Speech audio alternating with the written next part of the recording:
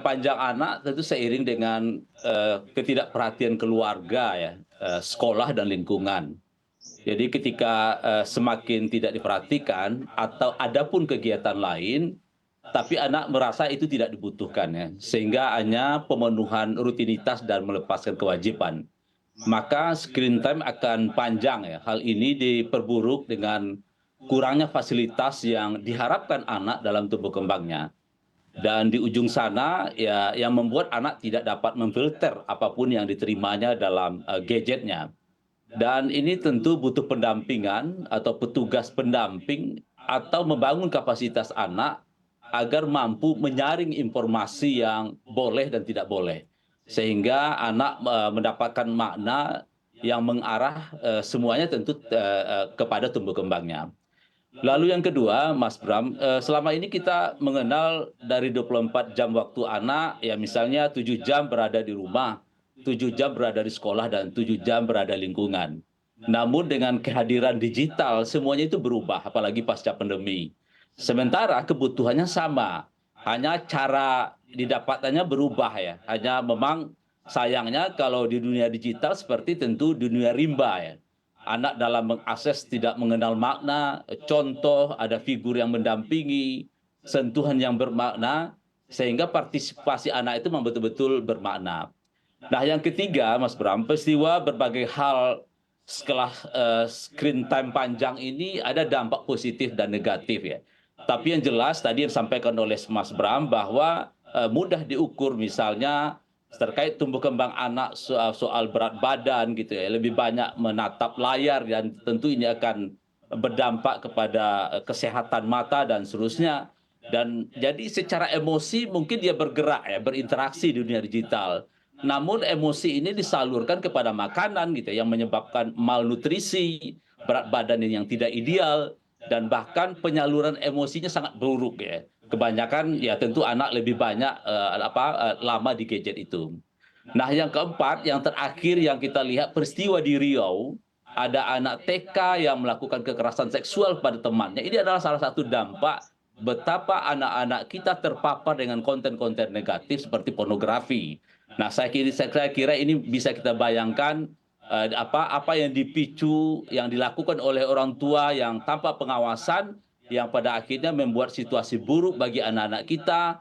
Dia terpapar dengan efek candu gitu ya, candu pornografi, judi online gitu ya. Kemudian juga terpapar dengan informasi-informasi kekerasan yang sesungguhnya belum bisa diterima di usia dia gitu Mas Bram.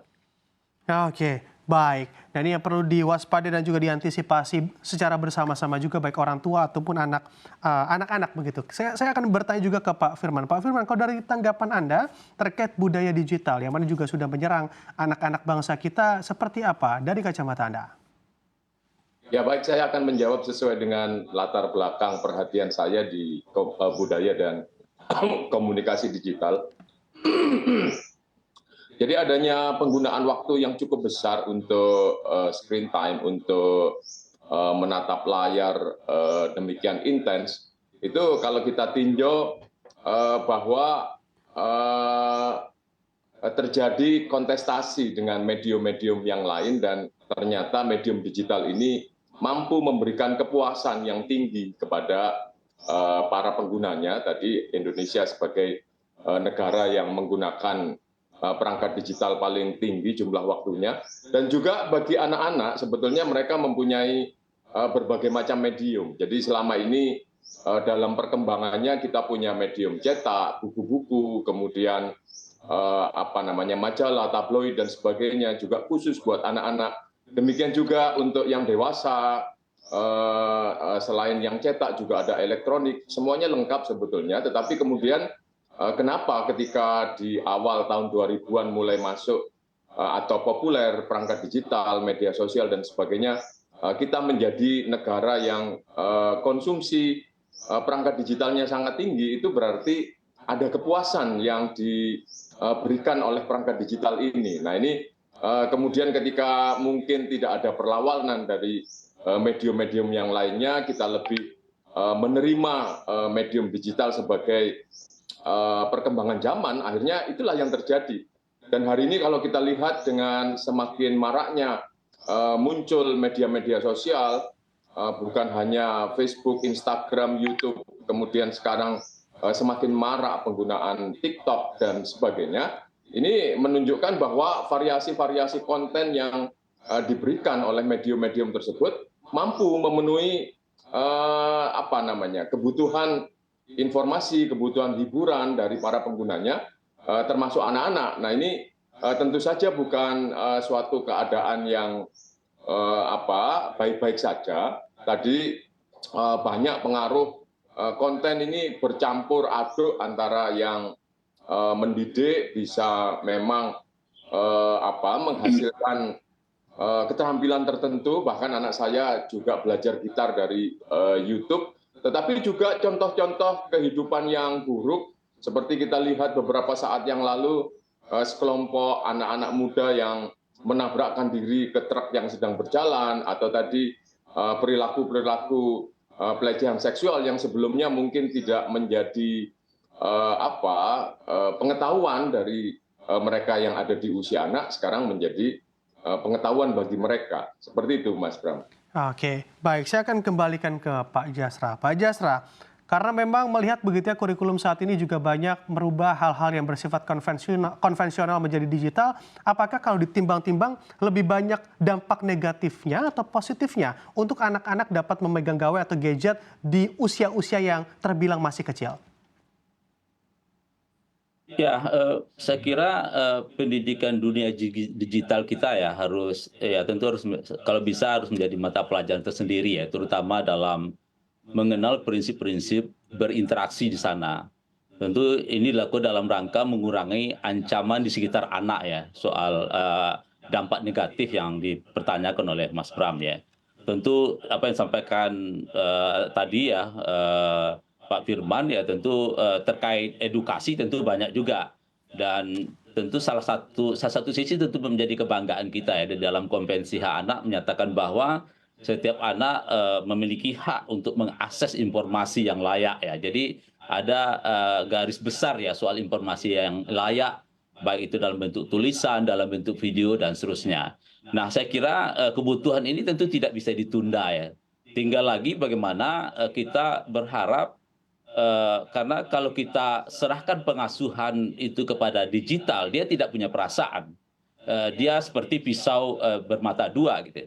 Nah, disinilah peran orang tua ya, bagaimana literasi digital yang kita dengung-dengungkan itu memang betul-betul bisa efektif ya, orang tua melakukan dalam tanda petik pengawasan yang baik ya, yang ramah kepada anak kita. Kemudian tentu keluarga atau calon orang tua dan termasuk juga anak dan remaja pada hari ini tentu kita dorong ya bagaimana mengurangi dampak-dampak negatif ya, sehingga dia bisa memotong mata rantai informasi-informasi yang tidak layak. Nah, kemudian selanjutnya kalau kita lihat perkembangan situasi saat ini, tidak mungkin kita abaikan ya, terutama di situasi pengasuhan keluarga yang sangat beragam ya, soal pendidikan, soal pengetahuan digitalnya, kemudian dan bahkan ada orang tua tidak mau mempelajari internet dan seterusnya. Nah, saya kira kasus-kasus ini tentu akan berdampak soal screen time ya, yang menjadi fenomena puncak kondisi anak ya, di mana anak-anak tidak mendapatkan pengasuhan yang layak, kemudian situasi keluarga yang tidak hadir, kemudian intervensi negara yang mungkin masih ada bolong-bolongnya, sehingga tanggung jawab ini pada akhirnya diserahkan pada anak, dan ketika ada situasi yang berdampak buruk kepada anak, maka yang disalahkan adalah anak gitu ya.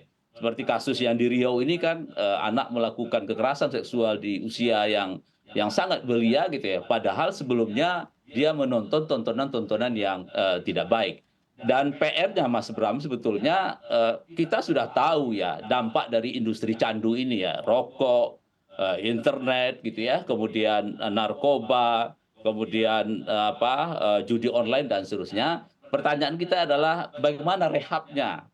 Di mana anak bisa merehab? Bagaimana akses sumber itu bisa didapatkan secara baik gitu ya. Karena korbannya sudah banyak gitu ya. Jangan sampai kita terus-menerus kita biarkan sehingga anak-anak kita pada akhirnya yang tadi kita harapkan digital ini atau internet ini mampu mendorong tumbuh kembangnya secara baik, tapi justru kita menemukan korban-korban yang